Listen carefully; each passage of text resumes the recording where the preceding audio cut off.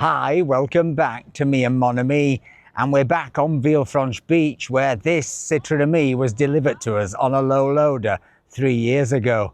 And in this video, we're going to look back on those years and what it's like to own a Citroen Ami, the good, the bad and the ugly. And we're also going to discuss, well, is it time for a change?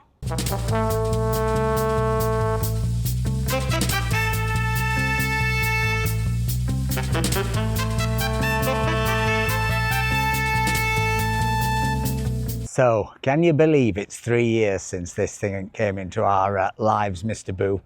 No. I can't believe it at all.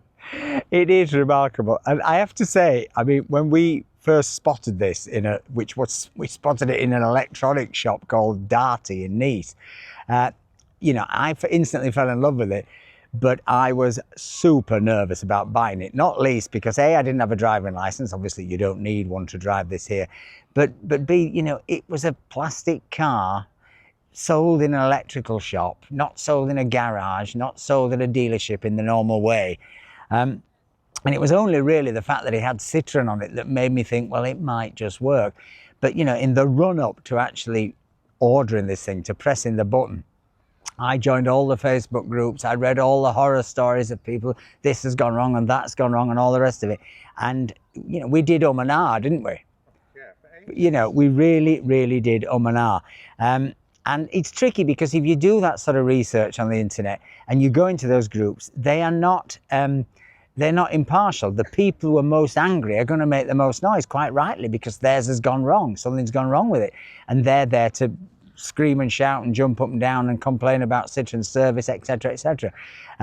So you sort of do get you can get a very dystopian view. But anyway, we went ahead, we ordered it, and that was 3 years ago. And in terms of reliability, which I think is probably the biggest question everybody's going to want answering over these 3 years, it has been almost perfect, hasn't it? Almost. I mean, there are many issues with this vehicle, this quadricycle, this urban mobility object, whatever you want to call it, that I will refer to as we go on in this video. But in terms of reliability, I hate to say this, touch wood, it has worked since day one to whatever we're in now, day 1001. Now, we have had recalls. Here we had the recall for the spacer on the back wheels because the wheels were leaning in slightly and that was wearing the tyres. That was a very common recall thing. We had all the tyres replaced for free. That was all done by Citroen. We had another recall. What was that to do with the locks? The locks and the mud guards they put in. Oh yeah, the original one, because when we were sort of 3 years ago, they didn't have mud guards under there, and that was causing a problem because there was getting a lot of dirt. I think actually oddly going into the lock of the car, and I think they did a recall on the lock as well, but ours was working reasonably well. I mean, they are very basic locks, and they're still. You have to bang the door, you have to slam it. It's like an old-fashioned car. There's no electronic beep, beep, beep or any of that stuff. But in terms of reliability, it has worked since the day we got it. Now, what issues have we got? Well, we do have the famous squeaking noise, which we've had for, I think, over 2 years, haven't we? Oddly, since they took it in for a recall, it seemed to be perfect up to that point. And we suggested to them that the belt was slightly loose. They said they tightened the belt, but it still squeaks. Usually, if you're on a sort of steep incline and you put put your foot down hard, or sometimes if it's just cold first thing on a morning, but it doesn't cause a problem. It just frightens the neighbours. But it's not caused us a big enough issue to want to actually go back to the Citroen dealership and have it dealt with. We probably should, but we haven't. But in terms of all the knobs, the buttons, the handbrake, the forward, reverse, neutral at the side of the driver's seat, all those things have worked and have worked since day one and have worked faultlessly. In terms of the actual condition of the car after 3 years, well, it is all holding together. I mean, we're not the cleanest of people. We've put this through a lot of stress. I mean, we've done over 17,000 kilometers. And, if you've been watching the channel, you'll know we've taken it up massive mountains. We've really, really done way more than this should do, because this is not really for what we do with it. It's an urban mobility object. It's for getting from home to go into Nice to do the shopping, to come home. It's for your daily lives, in which, you know, most people travel, I don't know what it is, I think the average is something like 11 miles a day, or maybe even less. And so that's what it's designed for. But, you know, you can see that it's beginning to look a little bit dirty. Some of that will probably come off the roof because it sits under an olive tree. We're perpetually cleaning, but the glass is constantly getting a sort of olive grunge on top, which we get rid of with Windoline or whatever you call it, the stuff from Lidl for the thing. But it is all still in one piece. The window locks are still in one piece. Sometimes they get a bit tight and we put a bit of WD-40 in them. The wing mirrors are still on. The windscreen wipers, we've never changed the blades. We probably should have done. The windscreen washer is still working. The lights are all still working. The wheels are still on. We don't have any issues with tire pressure. We keep them pretty well pumped up. And the roof light, you know, we have put this roof through, again, way more than you should do. You know, we've put our inflatable handy rack on there. We've taken giant tents. We've put 40, 50 kilos. Don't tell Citroen. You know, I'm not recommending you do that, but we have done, and this is still absolutely solid. We also have not had, I know some people have had issues with rain going in. We have taken this out in some incredible storms, particularly the last 6 months when we've been camping. We really have only had issues with water ingress when we've had a roof rack on where the straps have to go under here, and that, to be honest, is not a Citroen and me issue. That would probably happen with most cars in really heavy rain if you've got straps going in which are pushing on the seals of the doors. What about the things we have had problems with? Well, anybody who's been watching this channel regularly will know that one of our biggest problems is heat. Obviously, we live in a hot climate, and in summer, inside, this thing often gets to 50, 52, 53, crazy temperatures. And no amount of opening the windows, no amount of fans in different positions, different kinds of fans, have ever quite solved it. Sometimes when we've had a roof rack on covering this glass up here, that's helped a bit. Some people have suggested, you know, quite rightly, that we could put a white wrap on here. That would help, because even today in November, when the air temperature is only about 15, but it's bright sunshine, this is hot to touch. In summer, this is so hot to touch, you can't touch it. You could fry an egg on it. The proverbial fried egg. I think I once did that in a video. So heat is a major problem. And I know from speaking to people, even in Britain and in Germany, who've got the Opal Rocks and all of that, that for them in summer, heat is a problem. And it is very difficult to do a lot about. It does not have air conditioning. The new version doesn't have air conditioning. It just has that little fan. And in the end, fans, all they can do is move around the hot air that's already there. People have suggested we use those vapor fans and you push around water. We've tried that. It really isn't worth it. It doesn't get you anywhere. I think the only thing that would make a difference is if you were to fit some air conditioning, and that, of course, is going to present massive problems in terms of battery power, or you're going to have to put some kind of diesel air conditioning thing in, which there is probably room under here, because I know people have fitted Webasto heaters and that kind of thing. It just feels a bit weird putting diesel in this all-electric vehicle. It feels slightly wrong. But when Citroen designed this, they didn't either think about it being in a super hot climate, or they were so, and I think it's probably this, focused on keeping that price down. You know, when we got this, I think it was about 6,700 euros after rebates or something, maybe 6,900 max. You know, it was super cheap. It was the best value thing we ever bought, I've got to be honest. But it does not have aircon. You know, we've since looked at other micro cars like this that do have aircon, but they do tend to come in at a higher price. And of course, you are going to pay with battery range. So that's a problem. Similarly, and it's less of a problem for us because we have less cold weather, but cold weather does have an impact.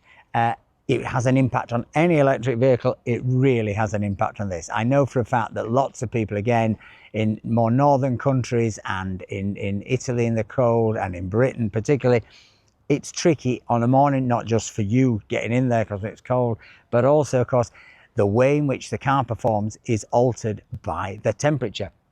There is a battery management system, and if it thinks that the temperature is too cold, it will restrict your speed.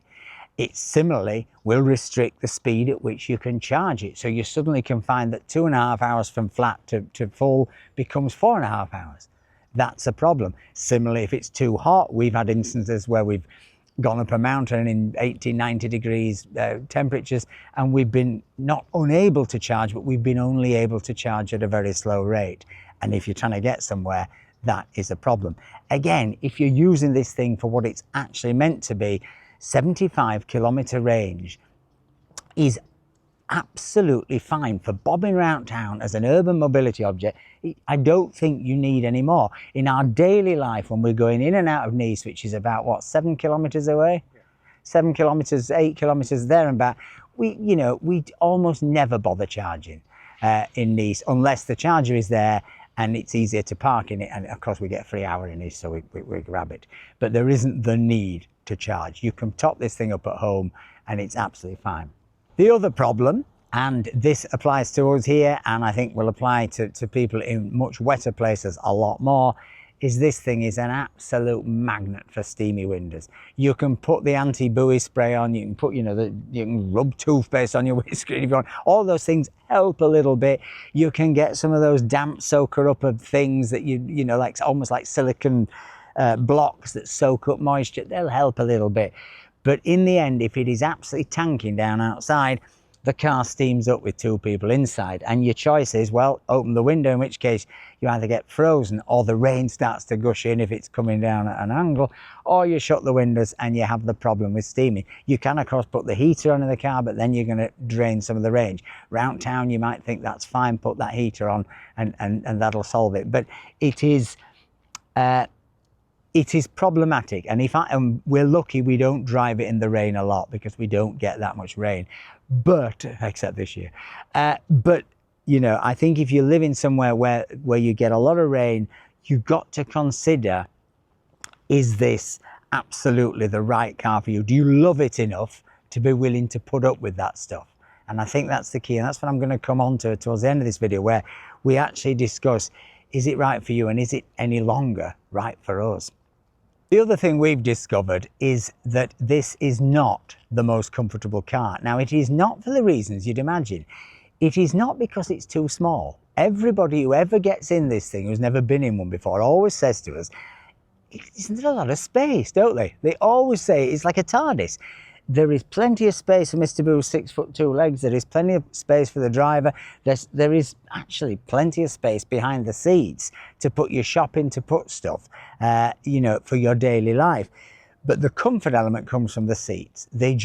I don't care what anybody says, if you're doing a long drive, they are not comfortable. And we've tried to alleviate it by buying a couple of IKEA cushions, which help a bit, but they move around.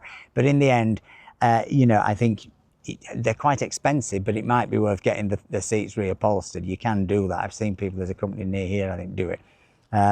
But it is, if you're wanting something that's super comfortable, then you've got to think about that. It's fine for short journeys, and it's probably fine if you're young and mobile, but if you're a little bit older and starting to creak a bit, or you're a bit wider, it can be a little bit problematic, not least because down here at this side you've got the forward, reverse, neutral. Now the newer versions, of course, are going to have it on the dashboard at the front, the coming thing, and I think some of the last gen had it in the Fiat Topolino, which is Citroen and me repackaged, as the forward, neutral and reverse on the front. But yeah, if you're a bit wider, you can't quite get to your buttons down here, and similarly the handbrake can get a little bit covered up in the center. So just bear that in mind. Go for a test drive and see whether your love for the thing is going to get you through the slight impracticality and the slight problems with comfort. Now, what about the big issue that everybody, particularly people who've never had an electric car, are terrified about? The whole issue of range anxiety, the battery, etc. Well, we're 3 years in, we're 17,000 kilometers in, and our battery seems as good as new. It really does. the range that it says we're going to get, we get. And if you're going uphill, obviously you're going to get less, but the regen often makes up for it. We left somewhere the other day, didn't we? It was the 38-kilometre journey. We were 1,000 metres in the sky. We had 38 kilometres in the battery range. We got back home with 10 kilometres to spare. You know, I have had no issues whatsoever. We've had no issues whatsoever with the battery, touch wood. That's not to say others haven't. That's not to say people haven't had batteries that they've had to have replaced. I certainly know of people who are exactly that situation, but thankfully they've been done under warranty. Citroen have done the replacing, and I think they're back up and running.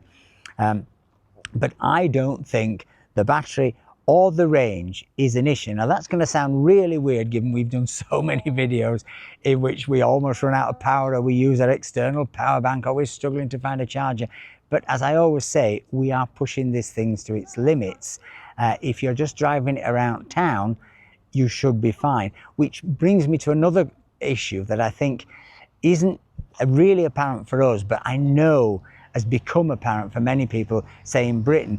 If you have to go on a 70-mile-an-hour road or a 60-mile-an-hour road, you know, here sometimes we get on the Penetron, which is a 90-kilometre-an-hour road, and we are allowed to be on it. But you know, you will have to you'll have to toughen up a bit, because you can't be carrying too much shame. You will hold traffic up. There is no way around it. But these things are road legal in Britain, and they are road legal in France. The only thing I would say is that in France, people are used to sans permis cars. I think they've sold about 50,000 of these, or there are about 50,000 sans permis on the road generally in France. It doesn't mean people occasionally don't get annoyed by them. Truck drivers, angry motorbikes sometimes. But we don't, by and large, get a lot of road rage. We've had the odd incident. But I know in countries where they're not used to this kind of vehicle going at 28 miles an hour top speed, you may find you're a bit unpopular. So work out where you're going to use this thing, because if it's a regular commute on a super fast road where you're going to annoy everyone and upset yourself every day, you've got to ask yourself, is that going to work?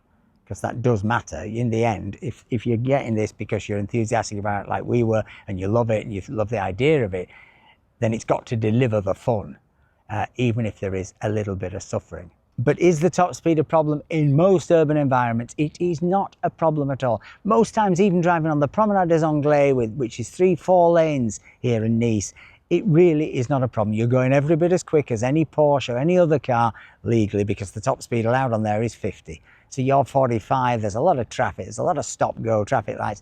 It doesn't make a blind bit of difference. There's an awful lot of rubbish talked about how fast you need to go.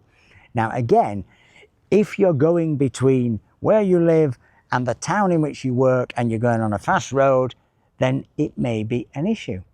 But in an urban environment, in somewhere like London or Berlin, where the average speed is, I don't know, what is it, 11 miles an hour? I think it's even less. I think it's about 7. I think it's almost as slow as the old horse and cart used to go. You know, how can it be a problem? Nobody else is going any quicker. And of course, the great advantage this has, and boy is it useful, it's tiny. You can park it almost anywhere. We've slotted it into spots that you just would not believe you could get into. And of course, and I don't know quite what the legalities on this are now, but you can of course do the old park in the gap and sort of drive straight in, front in, and so you're a rose between two thorns, between two SUVs. What about running costs? Does it do what it says on the tin? They always advertise this thing as being incredibly cheap to run. Well, I'm afraid to say it is incredibly cheap to run. You know, obviously it depends on electricity charges generally, but you can still, I think, charge this thing for under €2 at home. I mean, you know, from 0 to 75, it really costs very little. The only time it seems to cost us more than it should is when we happen upon a public charger, which is one that doesn't recognise the difference between something like this and a Tesla, and suddenly you're paying a £15 minimum charge, which is, you know, completely offensive.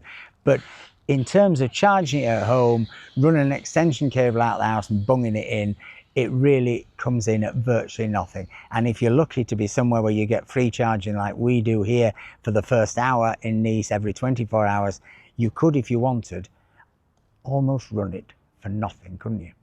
if you really were determined to, and you didn't do silly mountain stunts like we do, you could run this thing for nothing. You'd just be paying your insurance. Insurance, by the way, we pay here about 800 euros a year. Yeah. But that's for both of us, even though Mr. Boo never gets in it anymore to drive. So we're talking about 400 euros, 350, 300 pounds for me, which might even have gone down now I've got a license. But when I've got a license, you know, but when we first did it, of course, I had never driven at all. In fact, when I first got in this car, I'd never been behind a wheel of a car. And within a few hours, I was driving on that road on there, terrified and very, very slowly, but I was. It's a great way to learn to drive. But what I actually want to talk about now, and is, I guess, quite important for everyone who's watched this channel and supported us over the last 3 years, and we do thank you for that, don't we, Mr. Boo? We certainly do, thank you. Because it's been a fantastic ride, and it's been great to see the numbers of people grow and the enthusiasm that on the whole you've shown for our adventures and for what we've got up to. But what I wanted to talk about is, where do we go from here, as somebody once sang. Now, as you know, the last few months we've done all kinds of things. We've gone camping, we've looked at camper vans, we've looked at other microcars, we've looked longingly at the Renault 5 E-Tech, you know, the new Renault, which we absolutely adore. I love the styling of it, I love the price of it. There have been hundreds of them all over Nice because they've had this global event to launch the thing. So the world's press has been flown, and we didn't get an invite, to test them out on the corniches here and all the rest of it. And we absolutely adore them. And, you know, then we've also looked at second-hand Zoes that many of you have suggested, which again, great value. We've looked at Dacias, a new Dacia Spring, again, electric, again, great value. All of these cars having some of the advantages we haven't got with this, which is slightly longer range, which is able to go on a motorway. You can't go on a motorway with this, which is air conditioning, which is heating that doesn't mean the steam up in the rain. You know, all of those things, very, very tempting. Now, before, they couldn't tempt me at all because I didn't have a license, but I have actually got a license now. I don't know if I told you. And so, you know, I started to get very excited about the possibilities of getting something else. Now, of course, there was never really a plan to get rid of Elton. Elton is part of the channel. It would be bizarre to suddenly call it Me and Mon E-Tech or whatever. That's not going to happen. It will remain Me and Mon Me. But we did think, should we get another vehicle so that we could go on longer adventures? Because obviously a big part of what we do is not just putting the Citroen and me through its paces, but is taking you to different places. Like we've just been to Marseille, etc. And in Marseille, Elton wasn't there. We couldn't take him. It's simply too far to go. If we'd had a car, we could, you know, a normal car, we could have done that journey easily in a day, and we'd have had that vehicle there. Whether we'd have enjoyed driving it round or not, I'm not so sure. But anyway, that's by and by. But we got very, very tempted by quite a lot of cars. And then I hit a bit of a, I don't know whether it was a wall or a revelation, but I suddenly realized that if we were to park outside of the house another vehicle, apart from the fact we might annoy the neighbours because we have so many vehicles outside, I started to think, when I come out the house, which one am I going to get in to go to Nice? Am I going to get in this, the urban mobility object, which is made for this, which solves so many problems, which gives more space on the road to other people, which takes up less parking space, which doesn't use power, which is you know, all the good stuff, and is very cheap to run for me? Or am I going to get in the air-conditioned Renault 5 E-Tech and look like a dude? And I started to think, I know what's going to happen. I'm just going to be tempted to get in the posher car, which is harder to park, which is more expensive to charge in Nice. You know, all those kind of things start to enter my mind. I thought, this is completely crazy. And the idea of us running two cars at the same time, what's the point of that? We're suddenly gone from people who've never had a car in their lives and had ridden electric bikes to a two-car family. So I think we both talked about this a lot, didn't we? And we were very excited, ID buzzers and all kinds of things we've looked at. And we still want to look at other microcars. The Eli we looked at the other day, you know, we absolutely adored. And then I suddenly went, but apart from the aircon, we're just getting another microcar with the same capabilities of this. And that just seemed a bit wasteful. But I think we've come to the conclusion that if we're going to do these longer journeys, then it's probably best to hire a car. Now, it's not as simple as it seems, because I'm a new driver. Some of the car hire firms will not rent a car to somebody until you've been driving for 2 years, even though I've been driving this for 3 years. So it may not be as clear cut as that. And if we ultimately find we can't do it, we will probably buy a second-hand Zoe or Dacia Spring or something like that to do these longer adventures, because, you know, France is a great country to explore. So is Italy next door, and we want to do more of it. But ultimately, after 3 years, Elton is still with us, Elton is still running, and it would feel like a very big act of betrayal, not to mention an act of folly, really, to get rid of him. So he's not going anywhere. Anyway, it has been an incredible journey these past 3 years. Thank you so much for your support. Thank you so much for all the coffees you bought.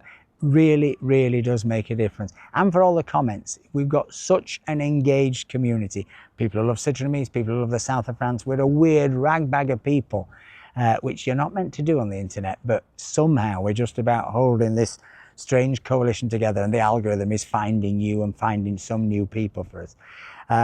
But yeah, huge thank you. And well, here's to the next 3 years.